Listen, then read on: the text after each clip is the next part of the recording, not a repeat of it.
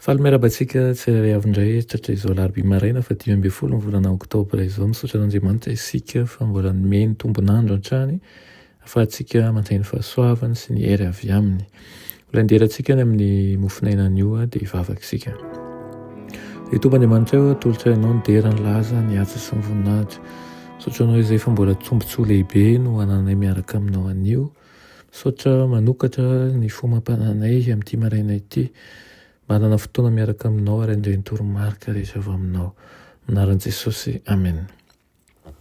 Teny mofinainantsika androany dia manao hery mifehy fitiavakomana.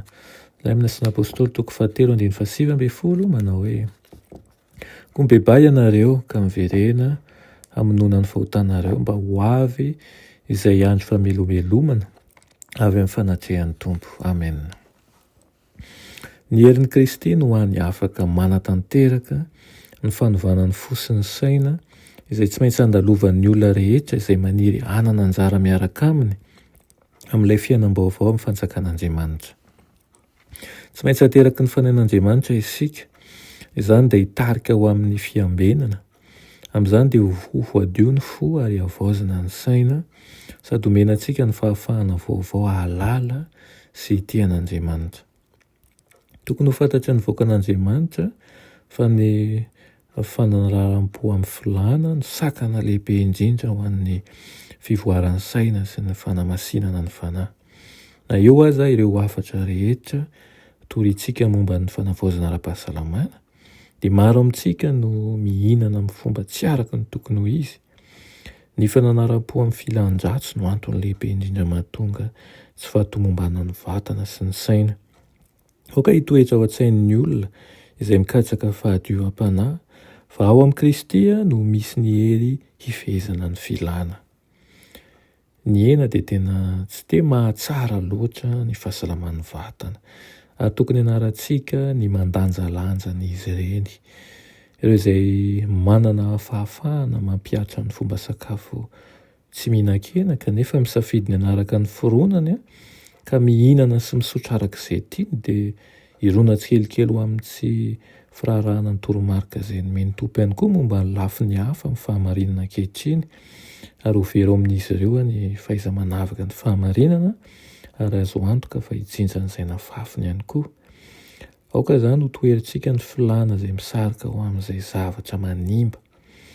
Manompoa ny Tompo amin'ny fahafohizan-tena. Ny Tompo dia maniry ny zanany na antitra io na tanora hanapa-kevitra ny handany filàny. Izao ny tsarovy an'ity maraina ity fa tokony ataontsika ao an-tsaina mandrakariva fa amin'izao andro fizahan-toetra izao dia tsaraina ao anatrehan'ny Tompo amin'ny zavatra rehetra isika. Tsy hahafoy ny foronan-dratsy izay manimba anao ve ianao? Misy ny sakafo efa hita fa tena manimba. Tsy voatery hoe zavatra tsy fihinana izy fa zavatra fihinanao fa nataonao be loatra, tsy nanaranao honiny ka manimba ny vatana, manimba ny saina.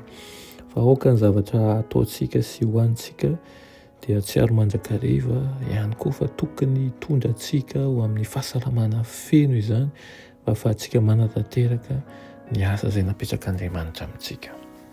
Alao hery ary aoka isika handinika ny fomba amam-panao ny tsirairay avy ary handanjalanja izany mba hirona ho amin'ny fahasalamantsika.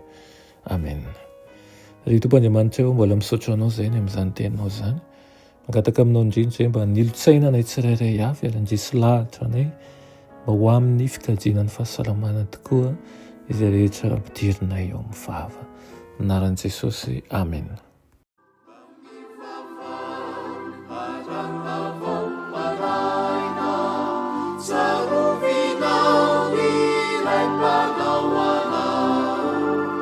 Izay